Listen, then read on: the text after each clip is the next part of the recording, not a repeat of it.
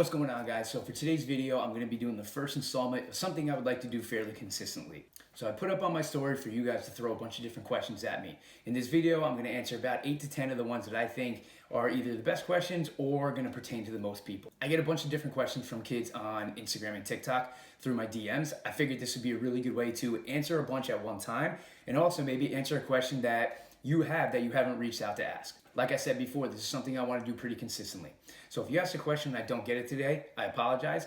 Hold on to it. I am going to be doing this more often. Or don't be afraid to shoot me a DM via Instagram or TikTok. I do my best to answer all of them. All right, so without further ado, let's get to the first question. First question I got was actually a personal question. This would be pretty good for people who may be somewhat interested in my story. If you're not, then you can just kind of fast forward on this one.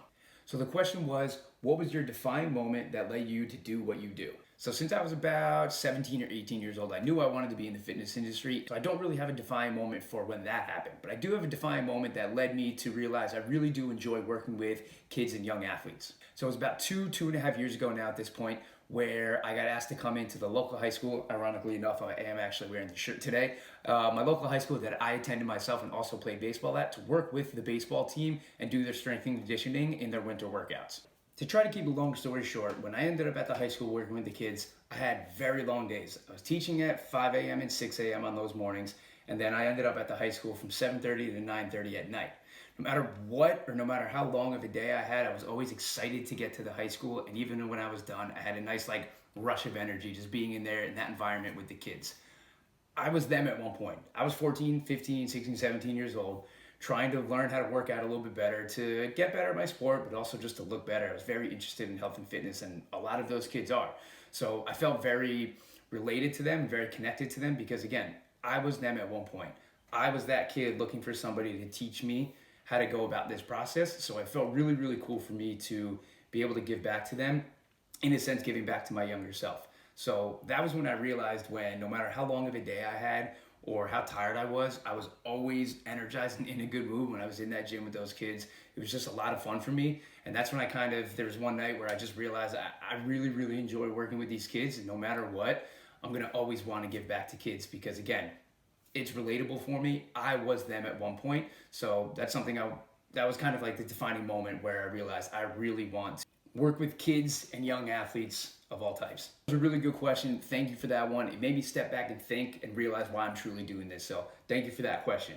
Our second question is another really good one. It is, what is a quick full body workout? And then in parentheses it says, example, before school. I like this question a lot because it goes into what I truly believe is the most important for kids, and it's just consistency, right? Obviously, when we have access to weights and deadlifts and squats, we want to be doing that stuff as much as we can, but it's also really important to just get in a lot of work when we can. So even if it's just 10, 15 minutes right before school, it's going to be a great way to, one, not only start your day, but just get some more work in there. So for this question, I'm going to give the answer of any sort of variation of squats, push-ups, and sit-ups.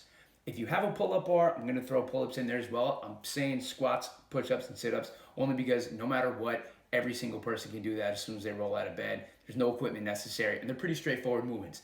If you want to have some sort of an outline for it, 10 minutes, do 5 push-ups, 10 squats, and 15 sit-ups as many times as you can. Or maybe do that 5, 10, 15, 7 times. Mix and match those movements with small numbers so you can just keep moving as much as you possibly can. Or if you want to go bigger as well, maybe do 50 push-ups, 50 squats, 50 sit-ups, and see how long that takes you. Play around with it, but those 3 movements, anybody can just roll out of bed and do. If you do have a dumbbell or something like that, you want to add to the squats, go ahead. Again, if you have a pull-up bar, we can throw those in as well. But those are going to be 3 really good movements. So the third question is, how do you burn muffin top? So I get this question a lot, or at least this topic a lot. How do I burn fat here, there, wherever it might be? So this question specifically is muffin top, but I'm just going to answer it in an overall because the answer is the same no matter where. And it is, unfortunately, you cannot spot reduced body fat. So we can't pick where we want to lose that fat. If I want to lose fat in my stomach, doing abs is not going to do that. If I want to burn fat in my triceps or underarm, doing tricep exercises is not going to do that. We just have to keep following the principles it takes to lose fat, which is eating clean food, eating maybe a little bit less than we currently are, keep lifting weights, keep your low intensity cardio in there, and our body will eventually lose the weight or the fat where it wants to. Unfortunately, it is just not up to us. The fourth question is another really good one. and it is what are some good recovery workouts to combat overuse injuries. So this is something I'm seeing a ton all over the place in young athletes. Kids are specializing early, playing that sport year round, and only playing that sport. They're consistently doing the same movements over and over and over again, leading to injuries. So the question is, what do we do to make sure that we can prevent those injuries to the best of our abilities? The answer is going to be strengthen the other side. So let's say I'm a swimmer. I'm constantly going over the top here. What I want to do is strengthen going the other side. So if I'm a swimmer, something that might be pretty good is reverse flies or band pull aparts, all right? If I'm a baseball player and I'm constantly, when I throw, stepping with my left leg takes all the impact. I want to maybe make sure that my right leg is as strong as my left leg. So maybe I'm doing some single leg split squats or single leg deadlifts and maybe focusing on that right leg just a little bit more. Obviously we're doing both, but just making sure we're as even as we can. If I'm a hockey player, you guys are usually hunched over a little bit. What I want to do is same thing as a swimmer, maybe strengthen my upper back, strengthen my lower back and my glutes. Think about the movements and the muscles you're doing in your sport, and we're going to try and strengthen those opposing muscles and do some opposing movements. And that should be a good way to hopefully prevent injury to the best of our ability. Another way is take some time off from your sport. Maybe play a different sport. I know not everybody's going to like that. Kids like to specialize and parents like to have their kids specialize, but that's going to be another good way. Make yourself a little bit more of a well-rounded athlete. It should be a really good way to prevent some injuries. That question I get there a lot, and it's something I think a lot of people need to pay attention to more. So many kids are getting hurt now, and it's not okay. We've got to tackle that problem. So question number 5 is a very, very, very important question, okay? This comes from a friend of mine, and he asks, ketchup or hot sauce? We're talking about bacon, egg, and cheeses here. The answer is hot sauce. That's it. There's no doubt about it. It's hot sauce all day. Get your ketchup out of here. Next. All right, another question. We're talking supplements here. This is one I get a lot, specifically one part of this question, and it is, what is your opinion on creatine and other supplements for mass gaining? When it comes to creatine, I tell everybody the same exact thing.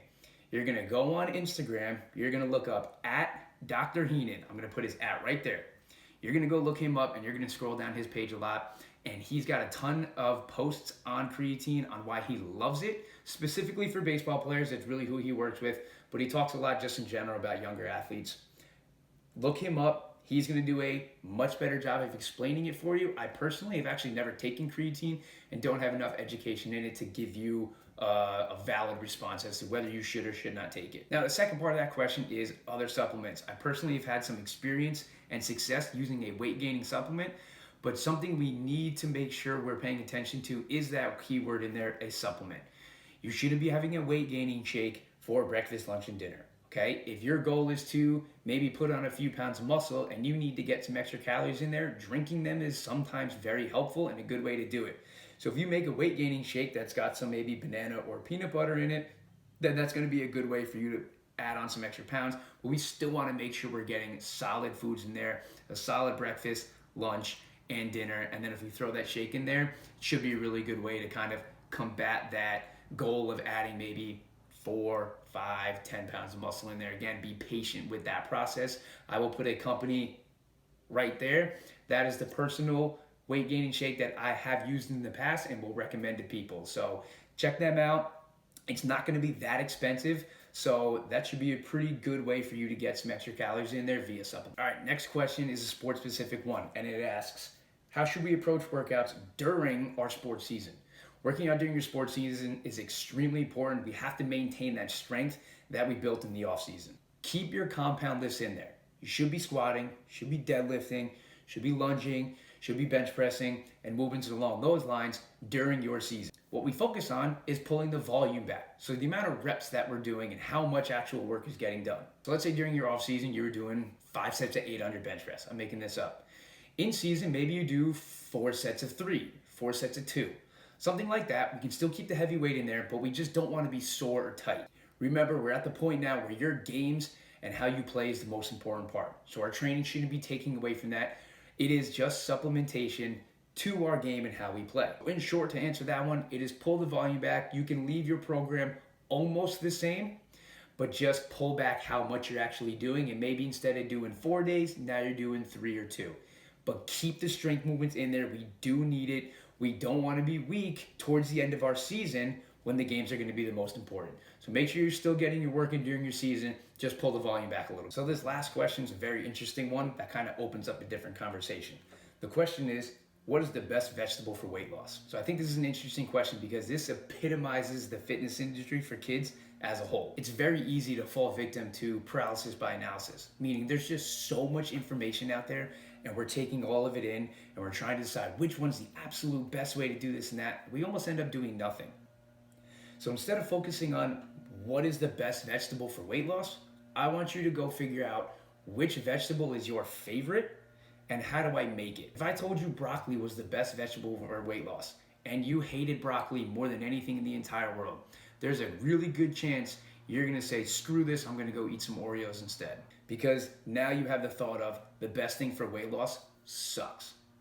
But if you absolutely love peppers or Brussels sprouts and you can eat those, then we're gonna go in that direction. Don't focus so much on what is the best. What is the best? Let's focus on actually doing.